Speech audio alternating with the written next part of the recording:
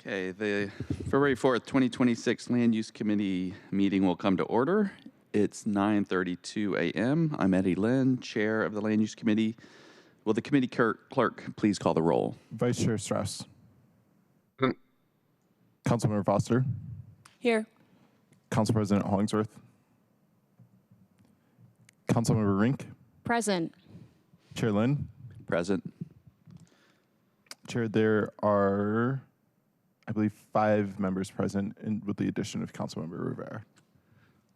Wonderful, thank you. If there is no objection, the agenda will be adopted. Hearing no objection, the agenda is adopted.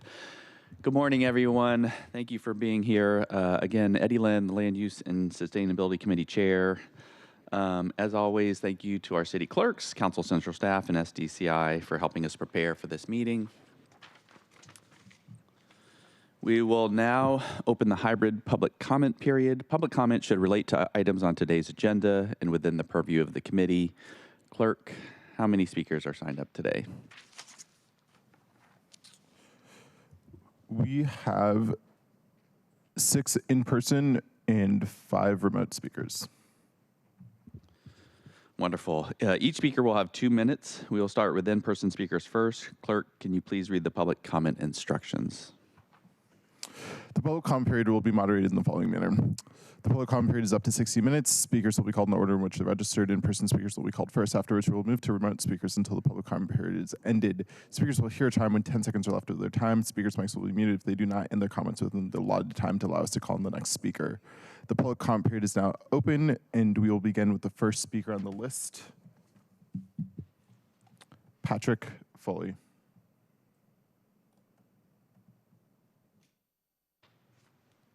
Hi, good morning. I'm Patrick Foley from Lake Union Partners. We're a Seattle-based real estate developer, commercial real estate developer, develops mostly urban infill apartment buildings and historic preservation projects. And so I'm here to speak about the permanent removal of SEPA from building affordable and market rate housing. As someone who builds a lot of housing in this city, that's just one step that we can remove to reduce the time. If we want to produce more housing, I think it's a highly effective tool that we can use in the legislative process. So I would encourage you to pass that so that we can get more housing built, affordable, and market rate in the city. Thank you. Thank you. Thank you. Next, we have Logan Schmidt.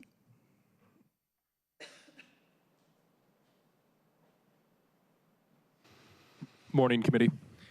Thank you for the opportunity to speak today. My name is Logan Schmidt on behalf of the Master Builders Association of King and Snohomish Counties. MBOX supports Ordinance 121093 and the city's proposal to streamline SEPA review for infill, residential, and mixed-use development. This ordinance provides a clear, predictable framework to advance housing production while still meeting Seattle's long-standing growth and environmental goals. Importantly, this proposal reflects a reality we've already seen in practice. Project-level SEPA review is largely redundant. Environmental impacts are already addressed through Seattle's Comprehensive Plan, the Growth Management Act, and through extensive code requirements such as the Critical Areas Ordinance, stormwater standards, shoreline regulations, and infrastructure and design rules. Streamlining SEPA is not a rollback of environmental standards. It's an acknowledgement that those standards are already embedded throughout the city's planning and regulatory framework. We urge your support to move this ordinance forward. Thank you. Thank you, Logan.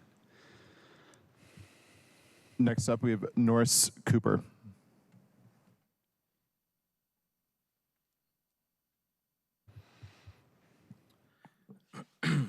Hello, I'm Norris Cooper, and I'm on the development team at Holland, where I oversee the development of approximately 1,000 apartment multifamily units. We've used the SEPA exemption twice on 2 projects, one in Fremont and one in Ballard. And in today's challenging investment and real estate market, the risk reduction and time savings really is something that's important to equity and attract capital to get these projects across the board. Both of these projects collectively add 422 units to the Seattle housing crisis, and both participate in MFTE, and MHA is being performed on the Fremont deal, And we paid $3 million into the MHA fund on the Ballard deal. So we urge your support. It eliminates risk for equity when we are, trying to pitch these deals to get financing. And yeah, thanks. Thank you. Next up, we have Lori McEwen.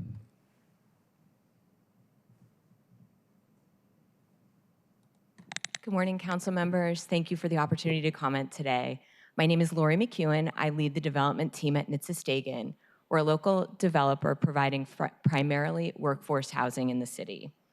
I'm here today to express my strong support for the proposed SEPA exemption legislation. Over the past 5 years, my team has permitted just under 1,000 housing units in Seattle. In 2023, we had the opportunity to opt out of the SEPA review for our most recent 200-unit apartment building. And that experience clearly demonstrated the value of this approach. Eliminating the SEPA requirement saves valuable time at the beginning of a project, as well as substantial cost associated with preparing the checklist and the specialized technical reports that accompany it. Those months matter. Just as importantly, the issues addressed in the SEPA checklist are already thoroughly reviewed elsewhere in the permitting process. The 15 or so elements, things like critical areas, construction noise, traffic, historic preservation, are all evaluated through existing entitlement and permit reviews. From a practitioner's perspective, SEPA has become largely redundant, while still adding delay and expense. Today, housing development is challenged from every direction: rising construction costs, labor shortages, tariffs, material availability. In this environment, every unnecessary barrier matters. Eliminating SEPA review will not by itself make a project feasible, but it is a meaningful part of the toolkit, and it provides real value to those of us who are building housing in the city. I strongly encourage your support. Thank you. Thank you. Next up, we have Steve Rubstello. Christmas is a little late this year. Hanukkah for some, Festivus for others, many other choices also. SEPA is the net. It catches the odd thing. To remove it is an assault on the people of the city of Seattle, like many other things which have happened in land use. There was no laws against owning nuclear weapons when there were no nuclear weapons. SEPA takes care of those unanticipated, absolutely horrifying things which can happen because you and the departments are not all-knowing. And the citizens of Seattle have got assaults after assault on land use. The other thing I'd like to bring out is the idea that lowering the cost to developers lowers the cost of housing. That's a pure lie in Seattle. It only increases the margin because they ain't gonna, you give them $1 million subsidy and they ain't cutting the cost $1 million. They're putting it right in their pocket where they believe it belongs. So if you believe what you've been hearing about how this is going to help Seattle housing, one of the definitions of insanity is keep doing the same thing and expect a different result.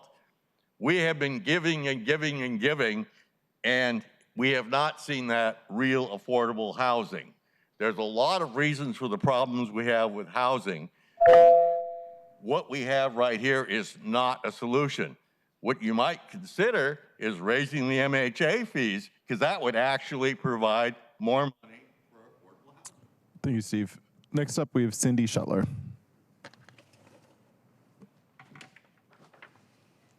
Hi, thanks. Yeah. Is this one on? Oh, okay, great. Super. Okay, I'm Sandy Shetler with Tree Action Seattle, and I'm asking that you please recognize that this bill removes environmental review that's not replaced by the comp plan or the GMA. In the face of our housing crisis, the state told cities they could allow limited SEPA exemptions to help spur housing production.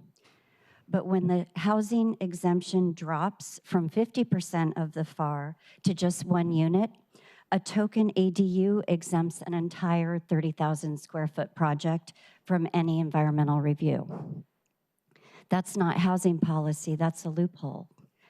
I want to thank Councilmember Rink for recognizing this and proposing an amendment to lower the parking exemption to 20 spaces instead of the proposed 90. That amendment moves us in the right direction, but it doesn't fix the core issue. SEPA exists to ensure the city understands climate and community impacts before making irreversible land use decisions, especially in overburdened communities. Thank you. Thank you, Sandy. Next up, we have Jennifer Godfrey.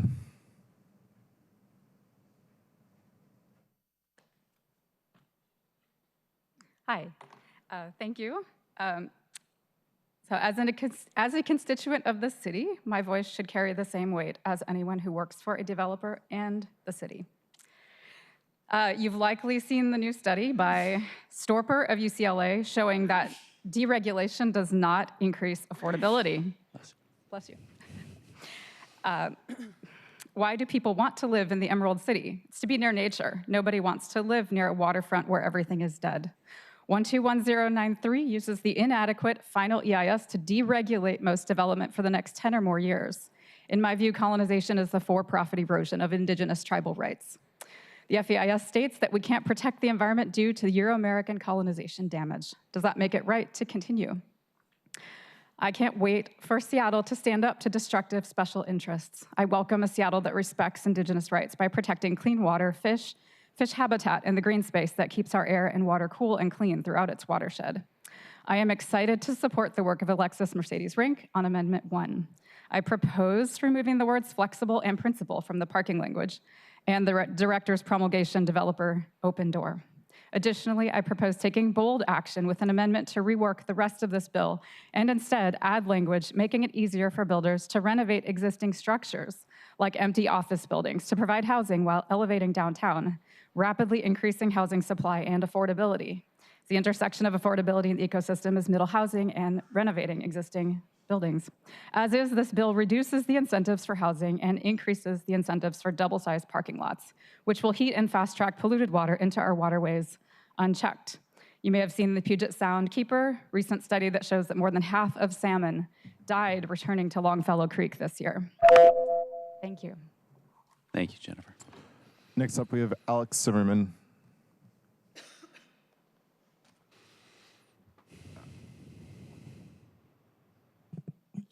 Hi, my lovely friend. Yeah, my name is Alex Zimmerman. Each time I see word zoning for 34 years, but as I can't hear you, a little bit confused. I don't know what does this mean. Zoning, yeah. Concentration camp zoning, yeah.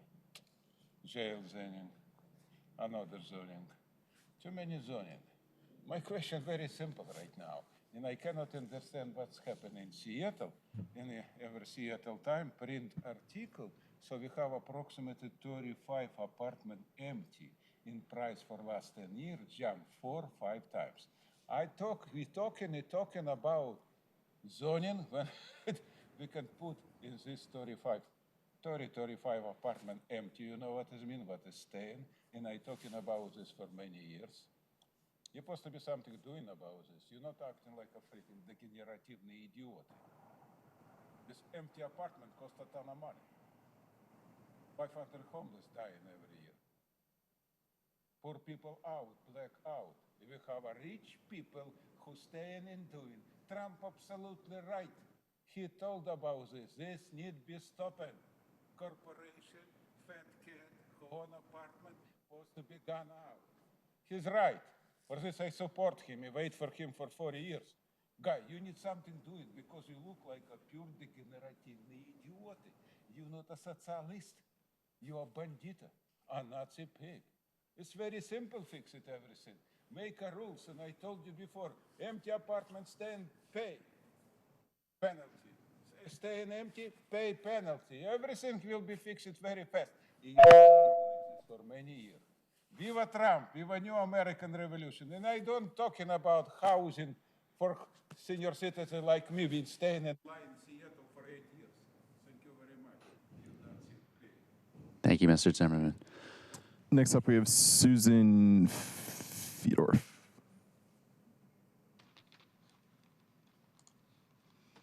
Good morning. Thank you for the amendment reducing number of parking spots. It's a positive step forward. But several case studies over the past few years have debunked the myth that if we simply increase housing density, it will solve the issue of affordability. The issue is not as simple as supply-side economics. For example, Vancouver, BC tripled their infill only to see housing costs quadruple. Home prices are now the highest in North America because additional value of the new density allowance is captured by the landowner.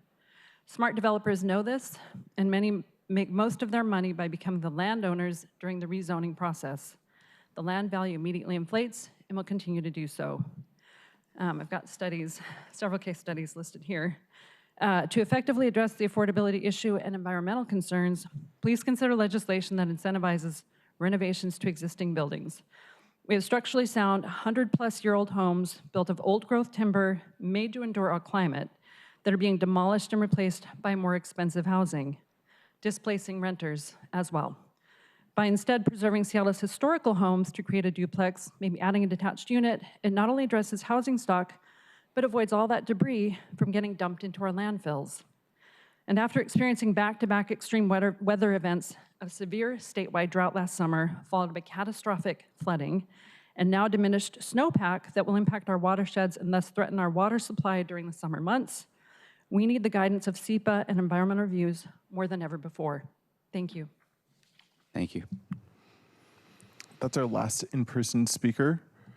We will now move on to our remote speakers, beginning with June Blue Spruce. Hello, thank you. Hundreds of Seattle residents spoke up against this bill 2 months ago, and yet it is now in front of you virtually unchanged.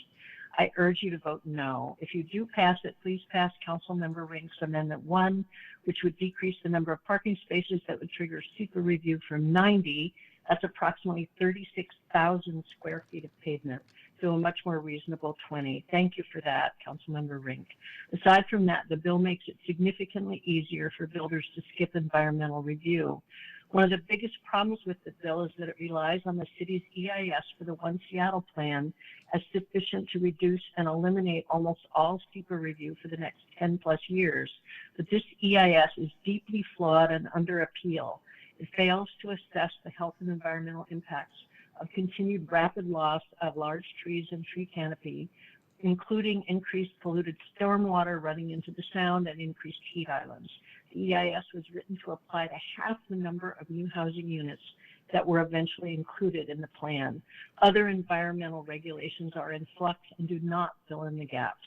Please remove the bill's exemptions from SEPA review for protection of cultural resources, buildings less than 65,000 square feet, double the amount of dirt excavated, and inclusion of only 1 unit of housing.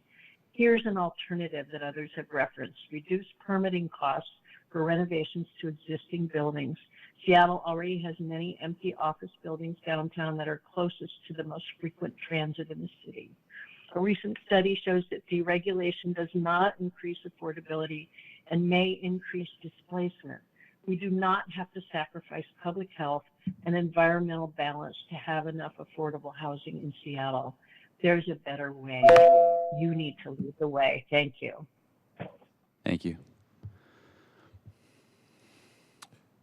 Next up, we have Sarah Clark.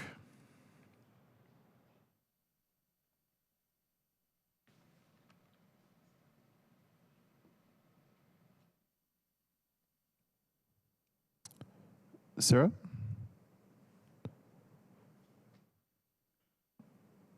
Please press *6 if you're here. There we go. Oh. Can you hear me? Yes, we can hear you. Thank you. Thank you. Good morning, Chair Lynn and members of the Land Use and Sustainability Committee. Thank you for the opportunity to speak today. For the record, I'm Sarah Clark, and I'm here today speaking on behalf of the over 2,600 members of the Seattle Metro Chamber, respectfully urging your support for Council Bills 121093 and 121135. Seattle faces a severe housing shortage, and one of the most consistent barriers to producing new homes is the time, cost, and uncertainty created by duplicative permitting processes. These two bills are a critical step towards addressing that challenge by streamlining the environmental review process. It is important to be clear about what these bills do and do not do. They do not eliminate environmental protections or review where it is legally required. They preserve robust requirements for critical areas, shoreline, stormwater, tree protection, historic and cultural resources, and transportation impacts. Projects in sensitive areas or with characteristics requiring review will still undergo environmental review, and enforceable mitigation requirements remain in place. From the Chamber's perspective, predictable and timely permitting is essential not just for housing developers, but for workers, small businesses, and families who are being priced out of our city.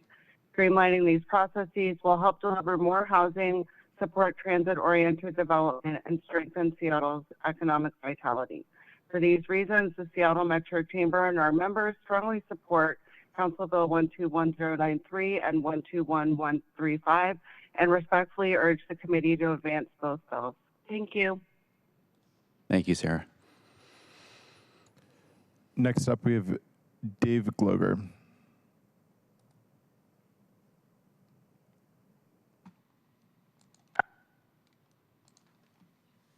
Good morning, Council. My name is Dave Gloger. I live in District 5, and I'm here to comment about Council Bill 121093. It seems like every year the developers come out and they say, you need to get rid of this regulation or that requirement because then we will produce affordable housing and we'll have a solution to the housing crisis. But it never seems to work. In 2023, they asked us to get rid of all protection for trees on properties so they could make affordable housing. That didn't do it. It just produced clear cuts on property, allowed them to cut down trees for driveways and other things that really didn't affect the development. And then in 2025, the city implemented HB 1110 into the city code, and that was allowing 4 to 6 houses on each property. Did that produce affordable housing? No, it just produced 4 to 6 multi-million-dollar houses on the properties, or at least $1 million. That's not affordable. And now they want you to get rid of SEPA reviews because that'll produce affordable housing. That'll drive down the cost. Well, I don't think that's going to happen. It's just going to affect our environment. The only way to really reduce housing prices and make things affordable is through government mandates and programs like Roots to Roofs that was passed last year, which has government funding. But just getting rid of regulations does not produce affordable housing. It just puts more money in the developer's pocket. But I do ask you to support Council Members Rink Amendment 1. That's the one good thing in this meeting. And this Council bill is really a legacy of the Harrell administration. I think we should see what the new administration wants to do and ask Mayor Wilson what she wants. Thank you. Thank you, David. Next up, we have Ryan McKinster.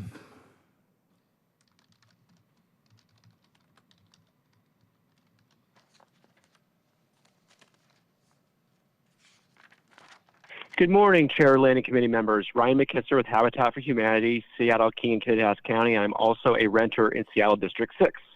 For 40 years, Habitat has built permanently affordable homes for over 2,600 families.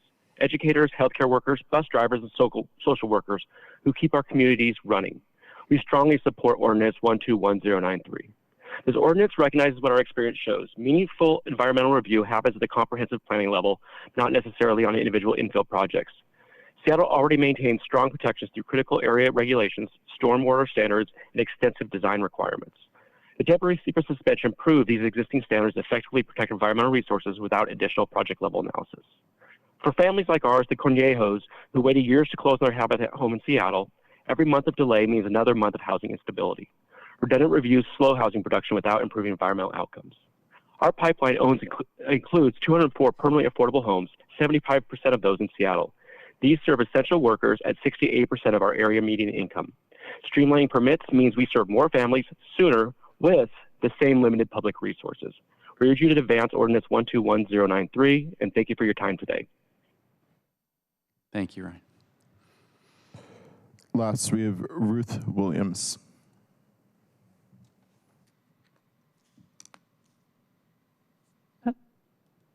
Good morning. My name is Ruth Williams, and I'm speaking on behalf of the Thornton Creek Alliance.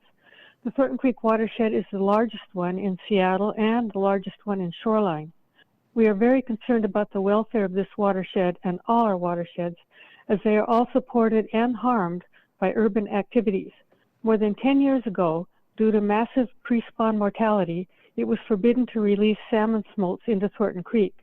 That situation continues. With legislation like this before us today, improvement seems a long way off. You cannot call it positive environmental outcome when the policy is blocking pre-canopy goals and results in heat island effects, hot, dirty air, and more contaminated runoff. You cannot call it a positive environmental outcome when increased impervious surfaces cause more warmer, contaminated runoff, and there is no calculation of how much there might be in the future and how it would be mitigated. And you certainly cannot honestly quote the final EIS and say, stormwater contaminants that enter Puget Sound and other marine areas are almost immediately diluted to concentrations too low to have any discernible effects on species in that environment. Please vote no. We need more sustainable policies than this will provide. Thank you for your time today. Thank you, Ruth. Chair, that concludes public comment. Thank you, Clerk. As there are no additional registered speakers, we'll now proceed to our items of business. But before we do so, just want to thank everybody for your comments. I know there are differences of opinion about how to grow and how to protect our environment, how to protect our trees and our salmon and our orcas.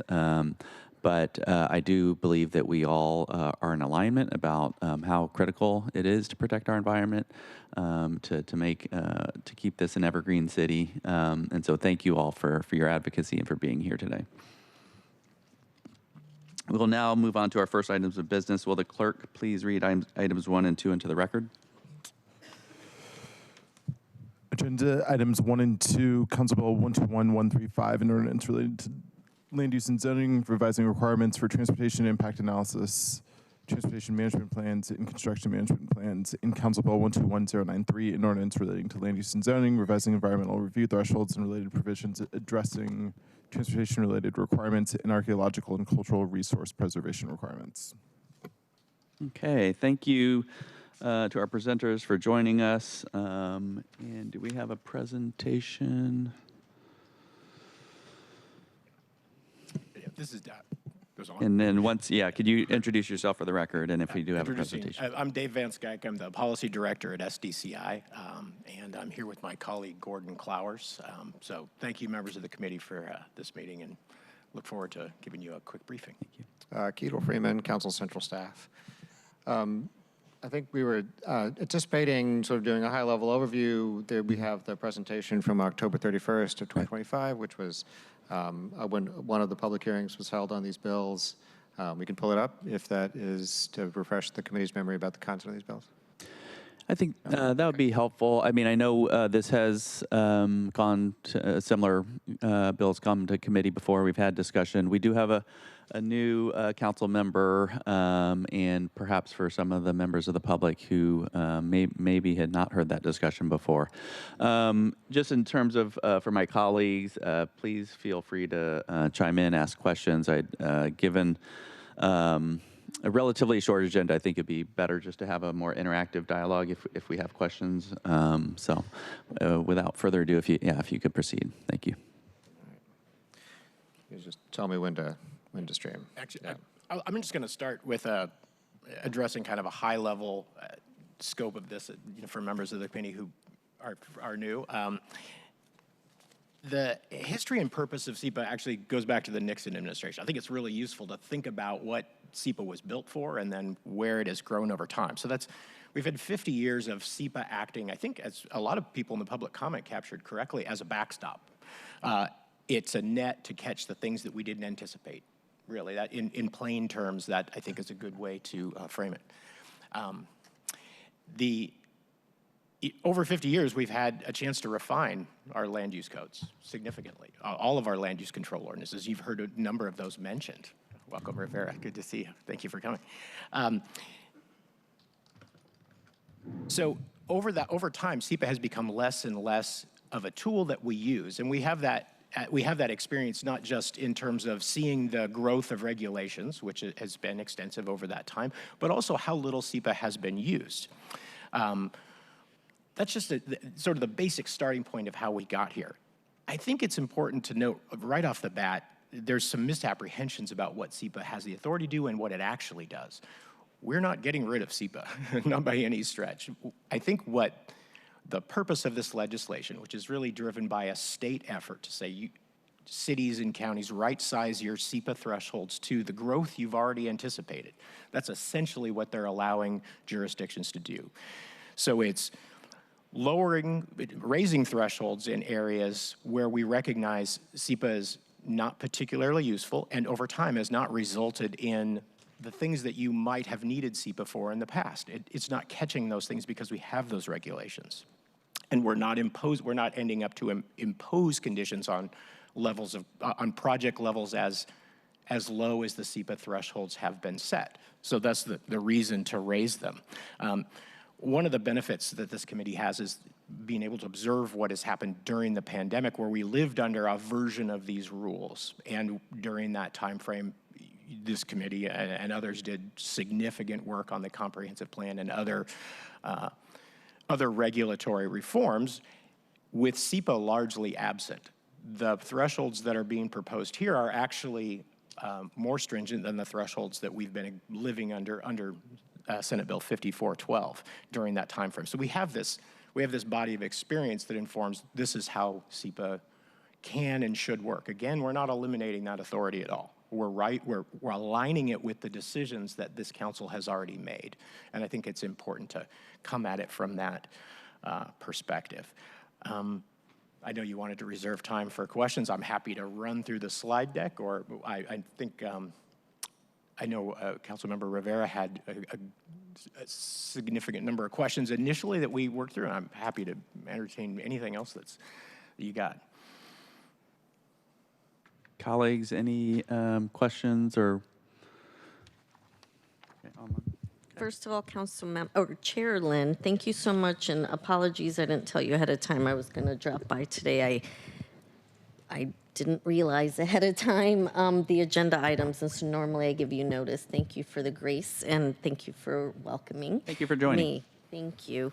And I just to say that I did have an extensive briefing from SDCI, who answered my questions about constituent concerns related to SEPA review and what this means. And SDCI, I know that you all do have things in place that go beyond some of the state SEPA review requirements. And so I don't know, and apologies if those have been already reviewed before today, but in light of, I was listening to public comment, it might be helpful to talk a little bit about that, to put constituents' minds at ease.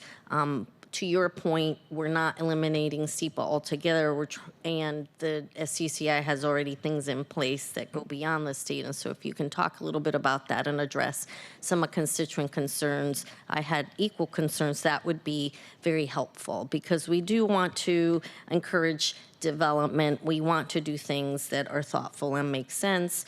And I understand folks feeling like, and I've seen projects that during COVID didn't get, I don't think it was necessarily proper SEPA review. This was on the SDCI end, but there are things that have happened, and even in my district, like, sewerage issues post facto, and then that we have to address. And so I know where this is coming from, all to say, and I want to make sure that constituents feel comfortable. And I understand the distrust with government as well. I want them to feel comfortable that this is not foregoing anything that is really necessary or required. And if you can talk a little bit about what SDCI does that maybe goes beyond the state, that might be helpful. And apologies again, Chair, if you've already addressed this at a prior meeting. No, Thank we haven't. you. Thank you, Council. Thank you, Chair Lim. Yeah, I'm happy to answer that. And I think this will go back to some of the briefings that we've had, I think, across different members of the committee. To get a permit in Seattle, there's 39 different permitting steps or permitting types that a proposed development would go through. Throughout those 39 different types of permits or approvals, there are literally hundreds of codes that apply to those. When it comes to the environmental concerns that are oftentimes what we look to SEPA, it's got the word environmental in the title, right? So when we think of those sorts of codes, there are extensive authorities, some granted by the federal government under Clean Water Act, and how we implement those through local stormwater regulations. Those are very specific and very thorough. The same, I would say, of trees. We have a tree ordinance, which was, in my mind, is sort of recently adopted, but we've had it for a couple years. This has been an area that council has put a lot of focus on and getting it right. That's a set of regulations that are both specific and comprehensive. Now, whether or not we get individual regulations exactly right, reasonable minds can differ. I can certainly sympathize with members of the public that say, well, just because it's written down in this one place doesn't mean the outcome is what we expect. Across those different types of codes, though, I think it's instructive to note what the relationship of SEPA is to the ECA code or the stormwater code or to the shoreline master program. Essentially, SEPA is standing as a backstop if there isn't something that's anticipated or specific. And there's a policy, and we did this last time in the last committee meeting where we talked about something that only real SEPA nerds understand, which is the overview policy. And it's this overarching application of SEPA that you use where you say, if there's another code that is both more specific and more effective, you defer to that code.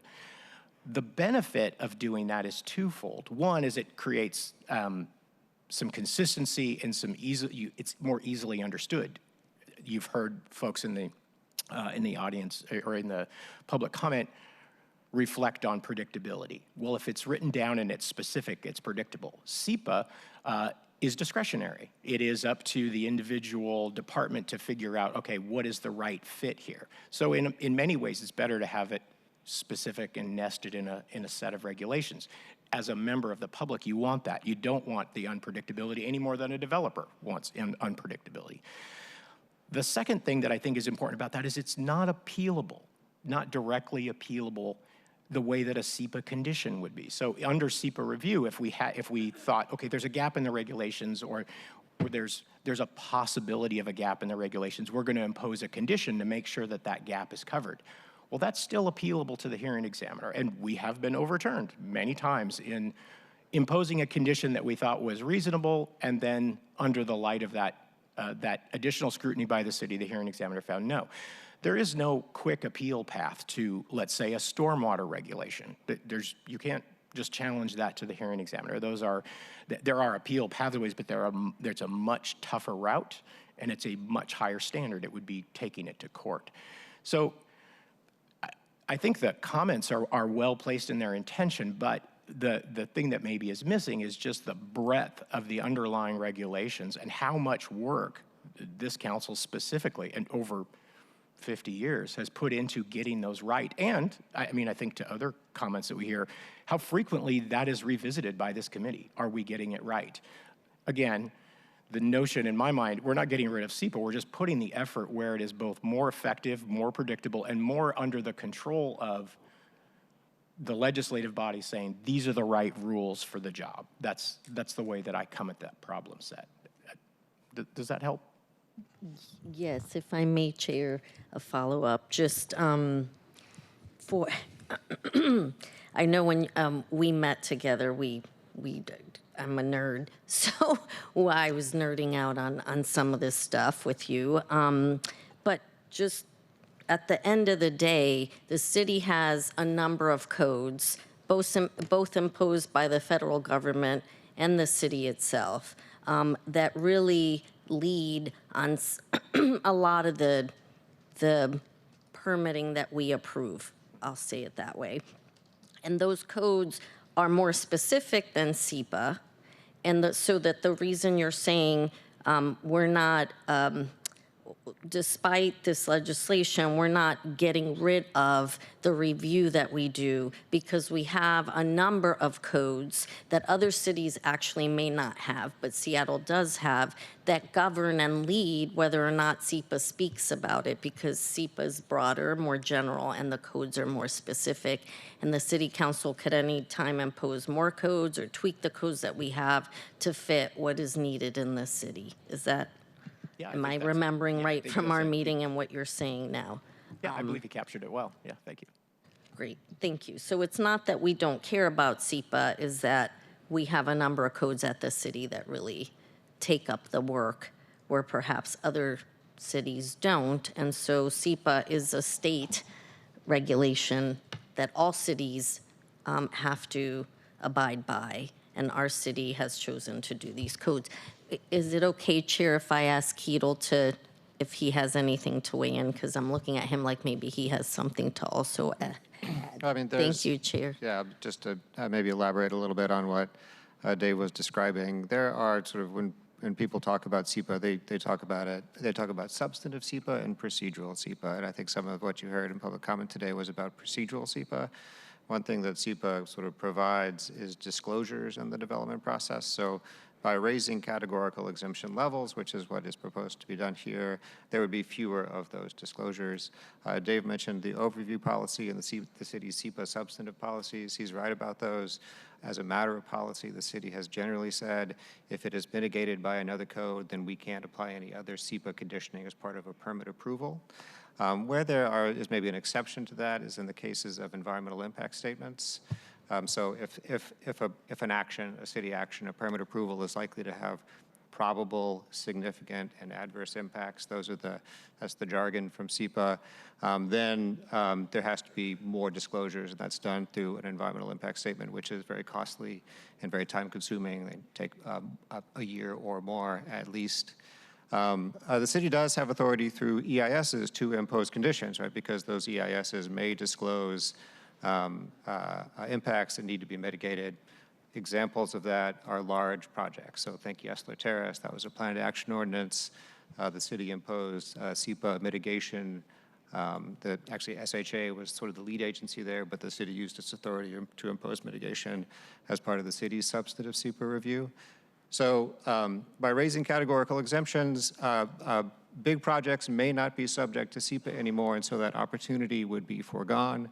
Sort of the theory here behind 5412 is that until we reach our targets for residential and employment growth, the EIS for the comprehensive plan is effectively disclosed what those impacts might be and identified sources of mitigation. Thank you, Keatle. And what I hear SDCI saying is that we still have the codes in place that lead on a lot of the things that we would have to review before we permit. So there's kind of so correct me if I'm wrong, a backstop, even if this legislation moves forward today by way of all the codes that we have and the requirements that we are allowed to, or the conditions we're allowed to put on the approvals. Am I misunderstanding? Right. There is a backstop. That backstop, doesn't apply prospectively. So if there are unforeseen things, they aren't necessarily going to catch that. The remedy, of course, there for the council would be to revisit either the categorical exemption levels that are proposed to be changed here in these bills, or to establish new regulations that address kind of unidentified environmental impact. So the bottom line is, what is the huge Keatle in your mind?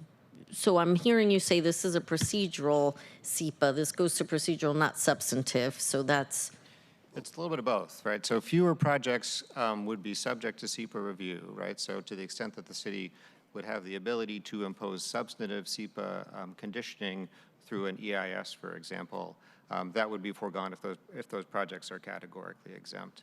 But only some of those projects, sorry. Only I some of just those want to projects, right, yes. understand, not If the all project is projects. still exceeding a SEPA threshold and is also triggering, it would have probable significant adverse impacts, then that project would be subject to SEPA review and could potentially, end up having an EIS required for it if there were, if that determination that those impacts were made. And what happens, Ketel, if there's a project that was exempt and then on the back end it gets built and there is an issue? They're vested, they're entitled. There's not really any kind of post hoc action the city could take to address impacts from that project. So then what happens to those projects? I mean, there's, let's say there's, I don't know, back to my sewage example, there was issue with the way the development was the city done. probably revisits its codes and says, here's something that we missed. Do we need to change our stormwater grading and drainage control code? Do we need to change our SEPA thresholds to make sure this doesn't happen again? But that's the legislative remedy. There may be another to think about, and I don't disagree with any of what Ketel's describing. I think that's right. But in terms of the situation you described, there's some sort of a challenge with the sewer.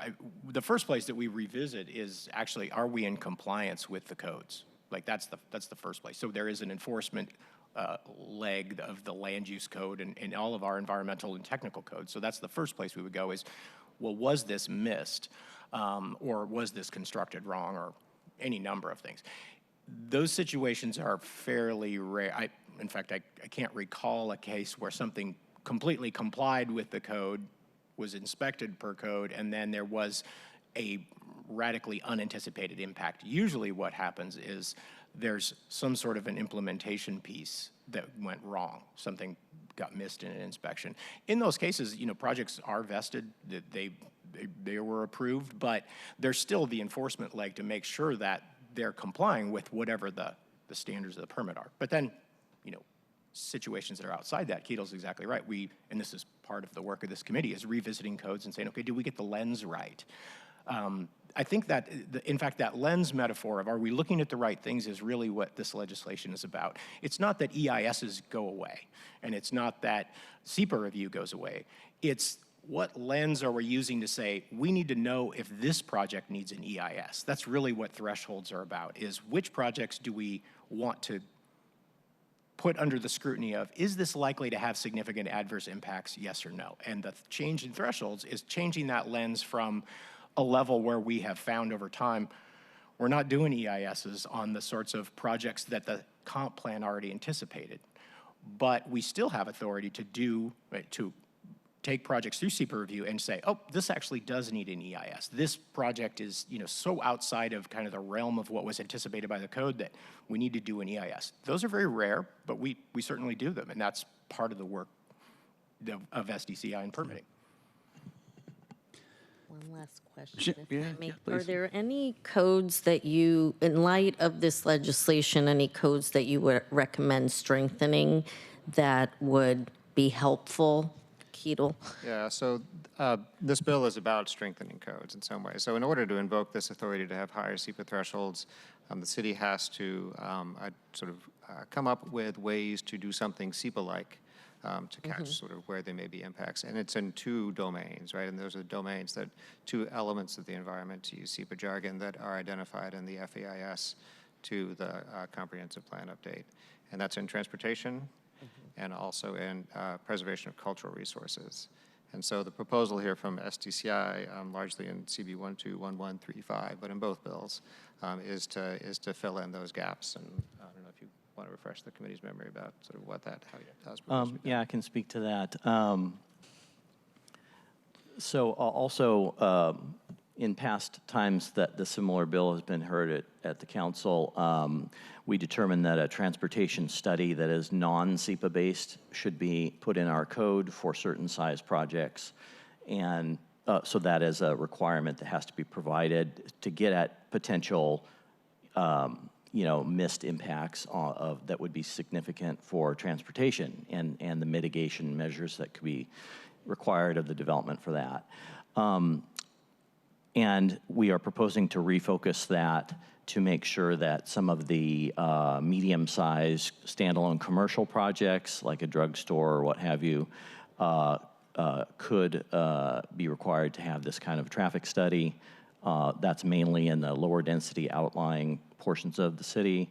And within the growth centers, regional centers, what we used to call urban villages, may be exempt from those, and if they're near major transit service areas, just to sort of underscore the emphasis on growing with housing and jobs in those regional centers. So it ties back to our large comprehensive plan growth strategy as well.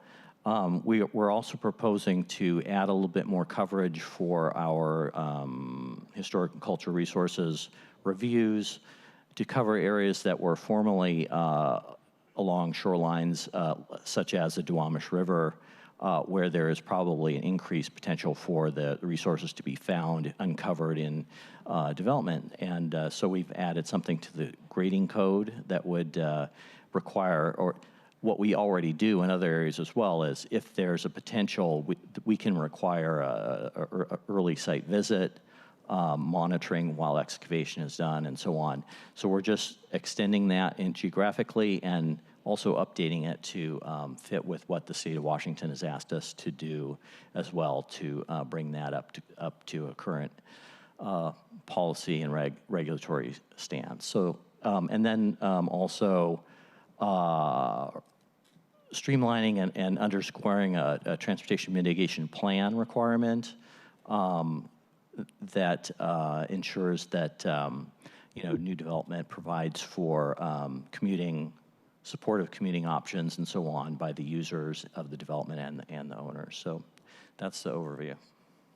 I was going to add to that. There's one other element of this that actually it came up during the addendum to the comp plan that goes to tribal notification, which doesn't require a code update, but we have sort of outlined a process in coordination with OIR as I think part of a larger effort by both council and the mayor's office and really the statewide attention on getting tribal notification right, getting it in the format that works with our tribal partners rather than just a sort of top-down, we send you a notice to tribes generally to set up a relationship with individual tribal partners to give them the information that they're focused on when it comes to where development is happening in the city. And I'm happy to talk about that or brief it another time.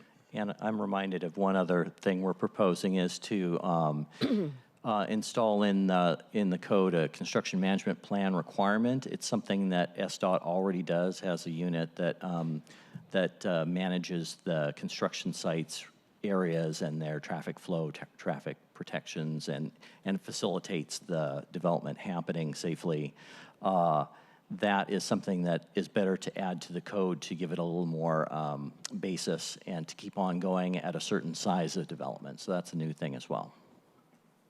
Thank you, and I know we talked about many of these things when I had that extensive briefing, but I think it's important for the public to hear because obviously they were not there, and these are the questions I asked, and these were the answers you provided, and it's helpful for the public to know the strengthening codes piece of this, and also thank you for we talked about this too. It's important to do the robust engagement with our tribal partners instead of, it's not a check box. It's an actual, we need to be in robust relationship with as these projects are moving forward and as we're doing this work. So thank you for that. Thank you, Chair. Really appreciate indulging me all my questions. Thank you, Councilmember. Considering I'm not on the committee, I really appreciate Absolutely. it. Thank you for joining us. Councilmember Foster.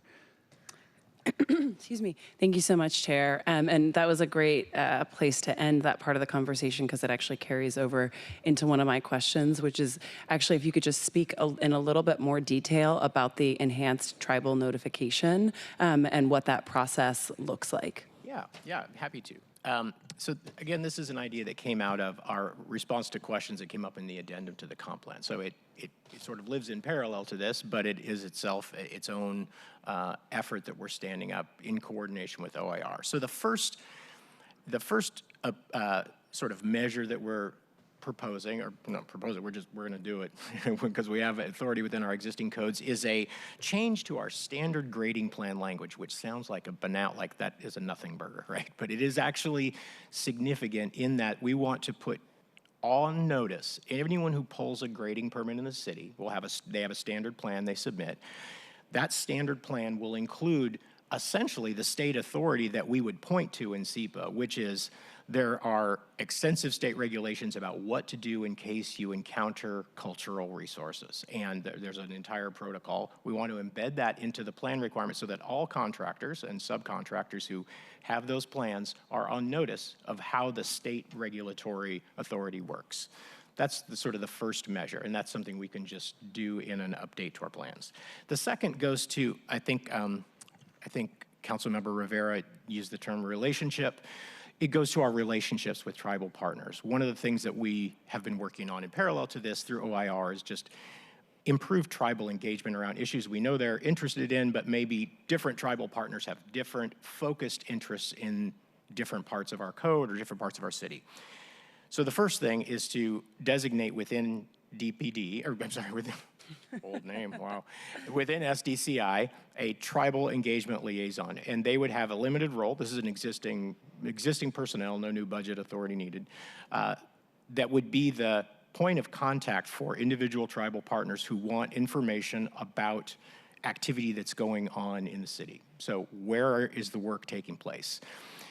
That engagement liaison will have access to what we're creating is essentially a set of search queries that pull from all of the data we have in our permitting record so that individual tribal partners can say, I'm interested in this particular area. I want to know all the activity that's going on. So we can tailor those reports through relationship with those partners on what it is they're focused on. Because again, different tribal partners have different interests in different areas of focus that they want to know. And it's not just the projects that would have gone through SEPA.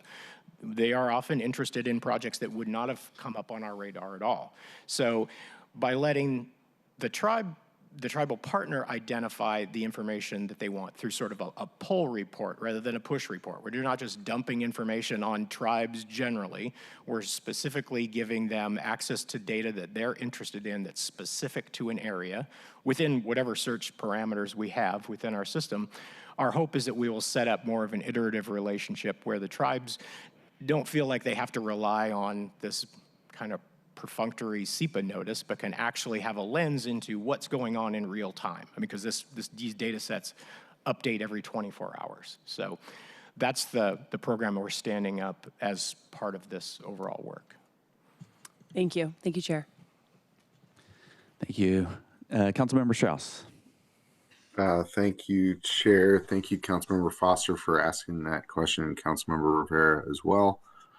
Following up, David, and thank you, colleagues. I'm still feeling a little sick, so working from home today to keep everyone healthy. Following up, I understand and I appreciate the work that SDCI is doing to include a tribal liaison so that there's one point of contact. I guess the statement that I've made to everyone in private and in public as well is that the benefit of SEPA in this moment for tribal partners is that outgoing contact, that there will be activity occurring at a place of land that they may have archaeological records for that we do not. And so, David, it's not perfunctory, it is important. And it is also my desire that we've talked about in the last few years as well of designing a program and a process which gives our tribal partners their proper notice of whether it's digging activity or even above ground, but you are correct that below ground is the most important.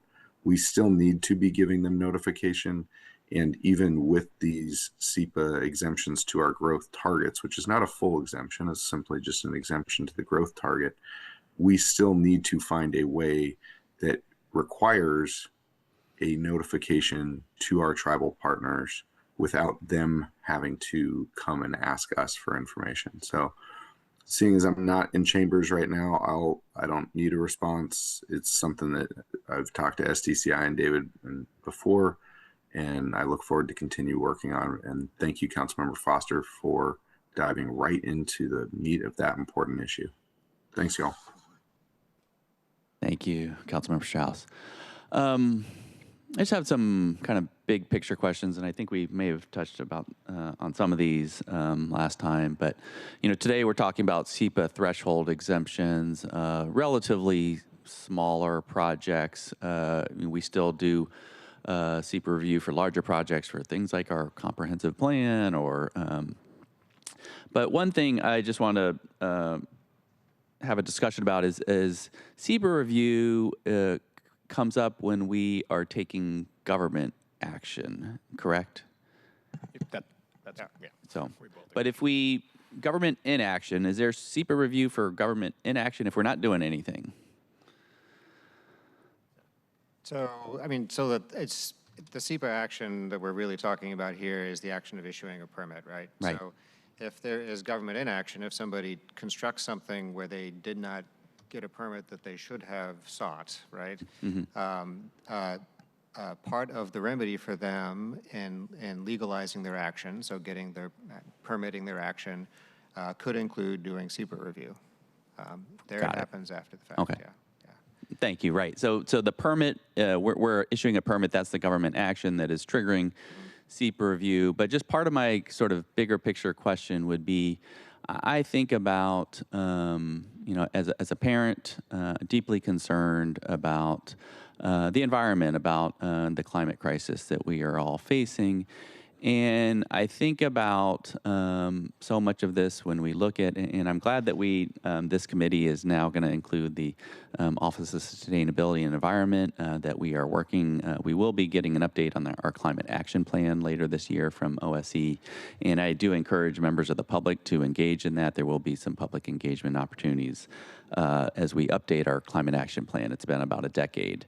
But I think about, both locally, nationally, internationally, as we look at climate change, and that being a result of prior actions and inactions by the government, but largely, just locally, I think about transportation is a number one contributor to our emissions, our transportation sector, and existing buildings being number two. But I just, as I think about SEPA, and as we are on this path towards climate, are already well on our way towards climate crisis, if we don't do anything, we basically sit on our laurels and take zero action. Just big picture, SEPA doesn't even ever do anything because there would be no action for us to review. Is that correct? Right. Laurel sitting is not an action under SEPA. Correct. So us taking no action to address the climate crisis, SEPA basically never comes into play. It's if we want to take affirmative action to address the climate crisis, and again, I'm speaking hypothetically, kind of big picture here, but when we take action to change course, to address, concerns that members of the public are raising, that is possibly, and I know possibly when SEPA would come into play, because then we are taking action. Would that be, yeah? That's right. Yeah. So there's no exemption in here that would apply to legislation, for example. So if there is a change to a development regulation, that is something that is also subject to SEPA review, which is, in itself has some pros and cons, right? There may be some things that the council may want to do to impose a regulation that that provides some environmental benefit. That regulation may be subject to SEPA and could be, council action could be forestalled by SEPA procedural stuff, like appeals of the threshold determination on that legislation.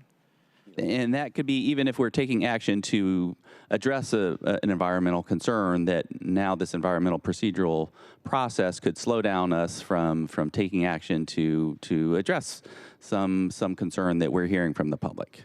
Yeah, correct. Okay. Yes, I can give a real example of what you're talking about.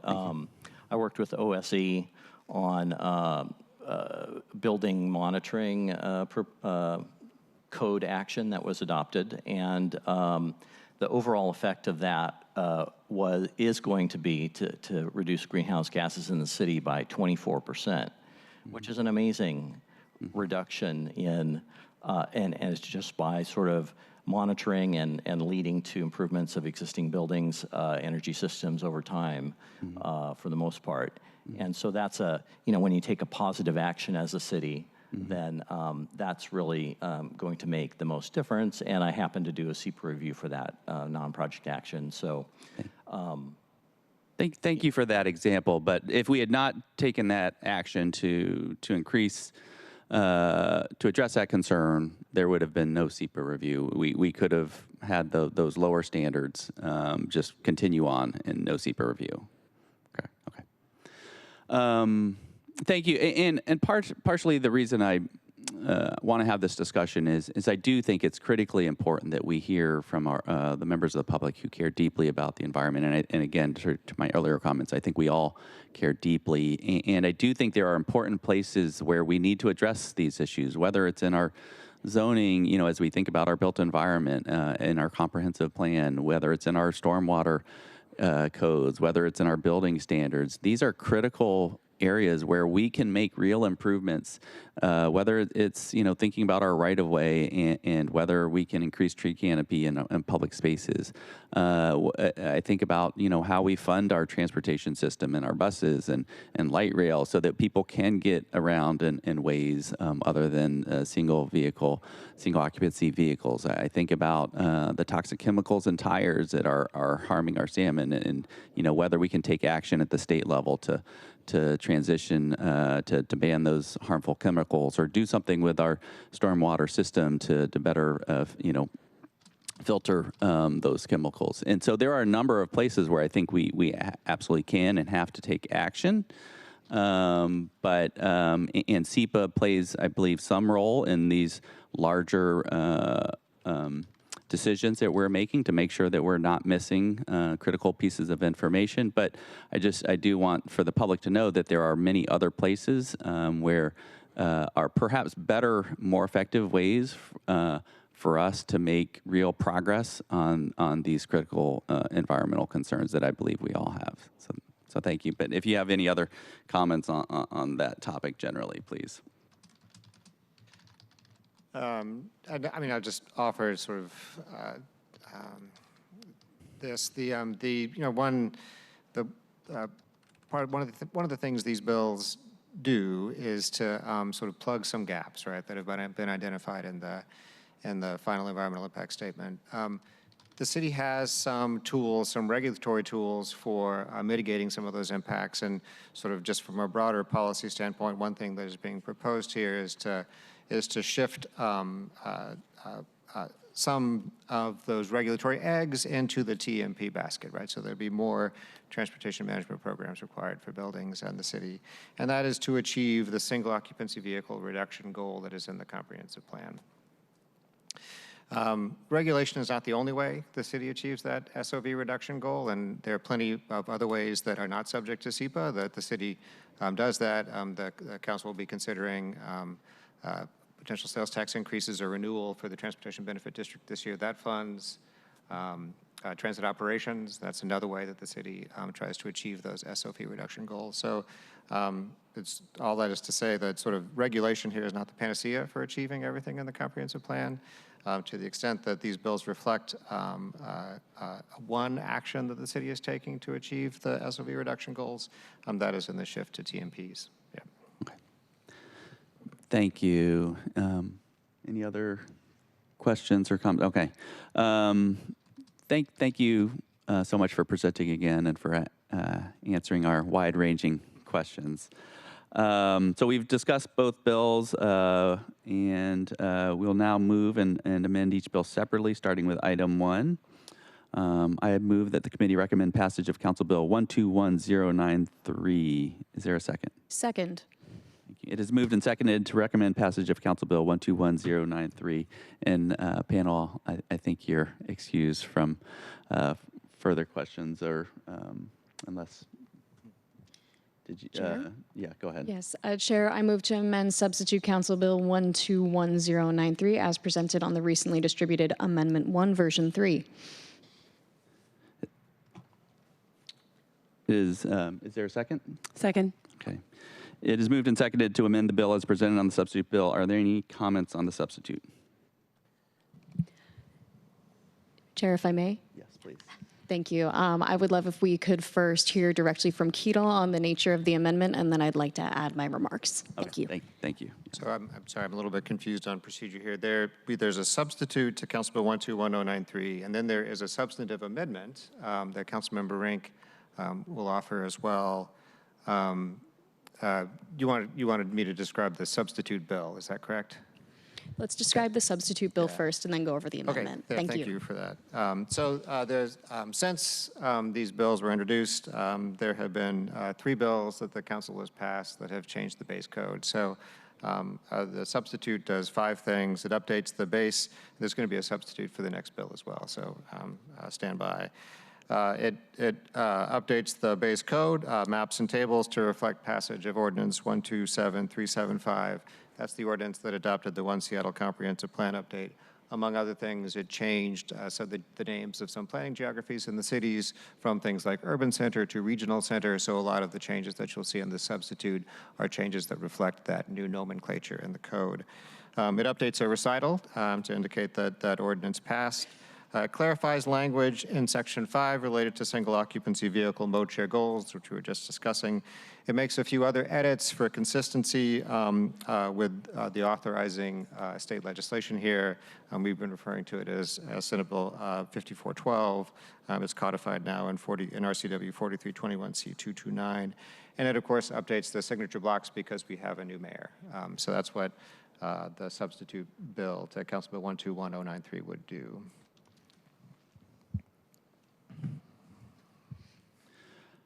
Okay, will the clerk please call the roll on the adoption of the substitute bill? Councilmember Strauss. Aye. Councilmember Rink. Yes. Councilmember Foster. Yes. Chair Lynn. Yes. Chair, there are 4 votes in favor, 0 against. Okay, so the motion carries and the substitute bill is adopted. Are there any further comments on the bill as amended? Chair. Okay, yes, please. Yes, thank you. Now that we've taken action on the substitute, I'm going to move my amendment to the underlying bill. Okay. Thank you, Councilmember Rink. And before we consider Amendment 1, I understand the published agenda includes Amendment 1 version 2, and Councilmember Rink has a new version for consideration today, which is Amendment 1 version 3. So the rules will need to be suspended before we can consider the new version, because while the original version of the amendment was properly distributed more than 24 hours in advance of this meeting, the updated version of the amendment was finalized yesterday afternoon within the 24-hour period. So if there's no objection, the council rules will be suspended to consider Amendment 1 version 3. Okay. Hearing no objection, the rules are suspended. We'll proceed with the Amendment 1 version 3. Councilmember Rink, you're recognized to move the amendment. Thank you, Chair. I move to amend Council Bill 121093 as presented on the recently distributed Amendment 1 version 3. Second. Okay, it is moved and seconded to amend the bill. Councilmember Rink, as sponsor, you are recognized to address the amendment. Thank you, Chair. I'd like to first ask Keatle to brief the committee on the amendment. Sure. So Amendment 1, Version 3, we have up here. This is the version that was distributed yesterday, yesterday evening. This amendment would reduce the threshold for SEPA review for non-accessory flexible use parking to 20 spaces from the proposed 90 spaces in all zones, except for industrial and maritime zones where the 90 parking stall threshold would remain. It would establish a separate threshold of 90 stalls, which would be applicable in industrial and maritime zones. And it would update current and proposed language to describe parking, specifically replacing principal use parking with flexible use parking, and also eliminating a term lot, largely for clarity, because the threshold would apply regardless of whether it was surface parking or structured parking. Thank you. Are there any comments on Amendment 1 version 3? Chair, I'd like to share my remarks at this time. Colleagues, this amendment makes some changes in order to achieve a singular goal of not exempting unnecessary parking from SEPA review.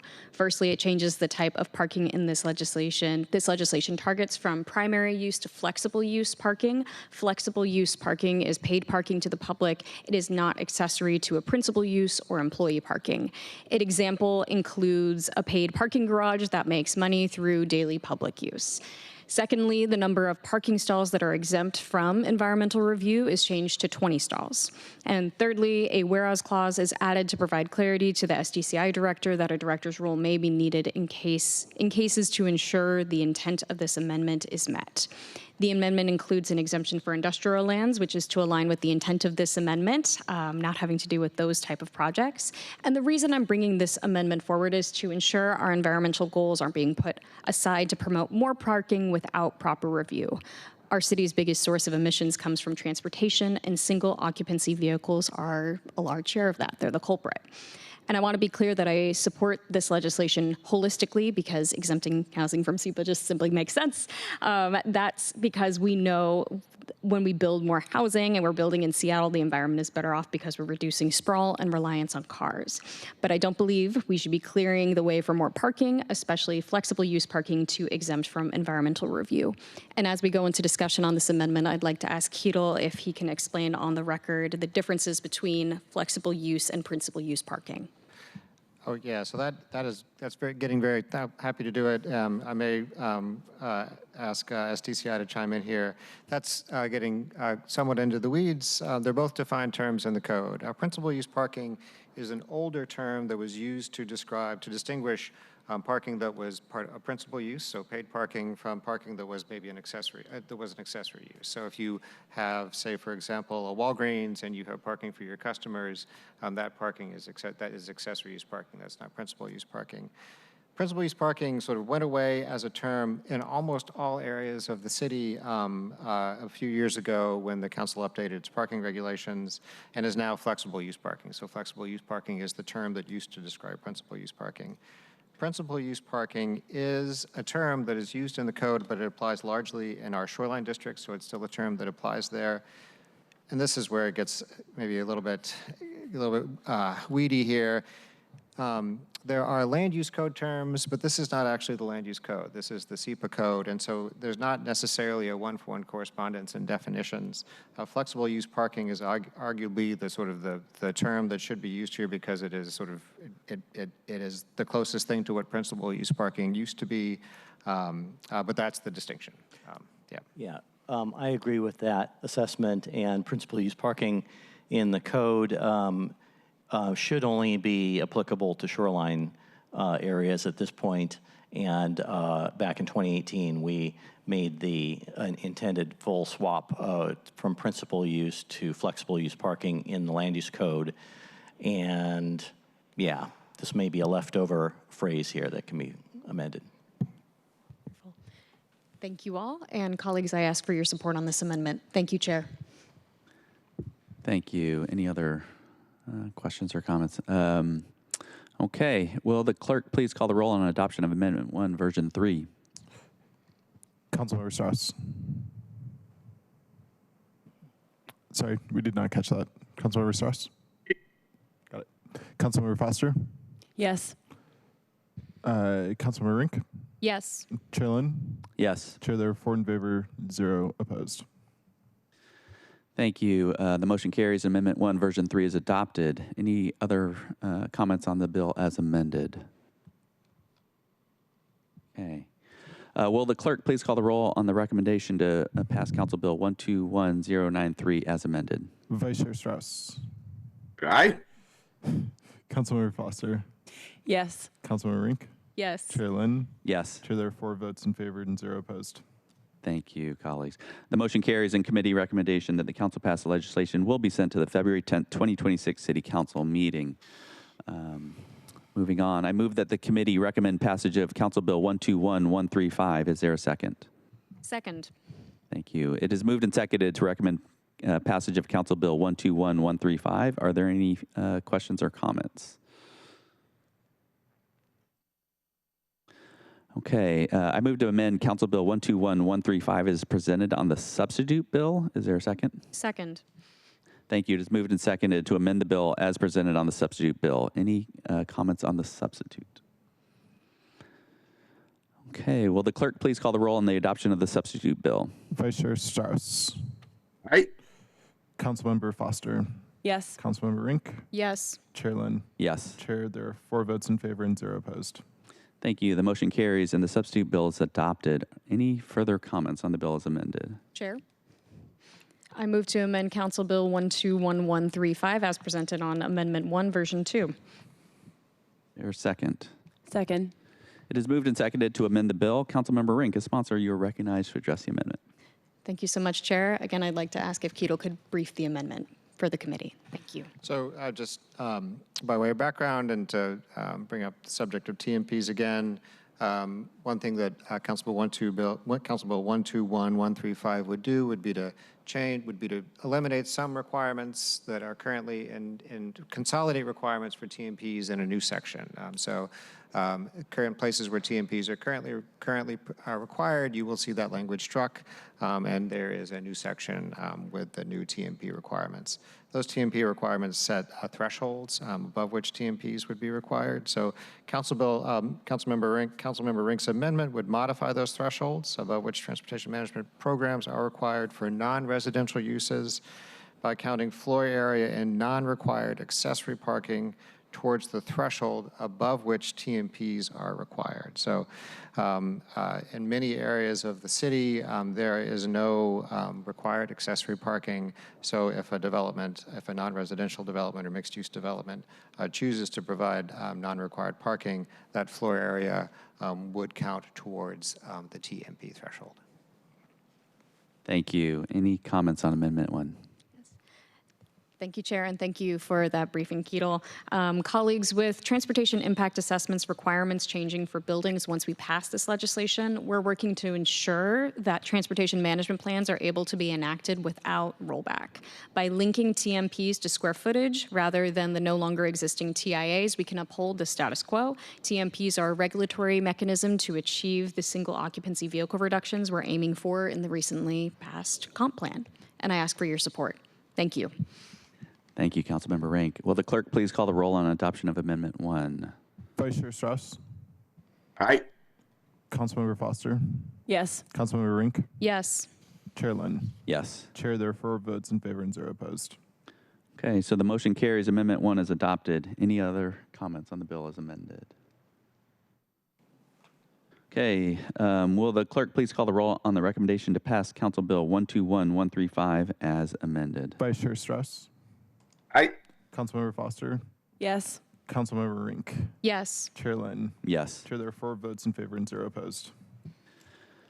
Thank you. The motion carries. The committee recommendation that council pass the bill as amended will be sent to the February 10th, 2026 City Council meeting.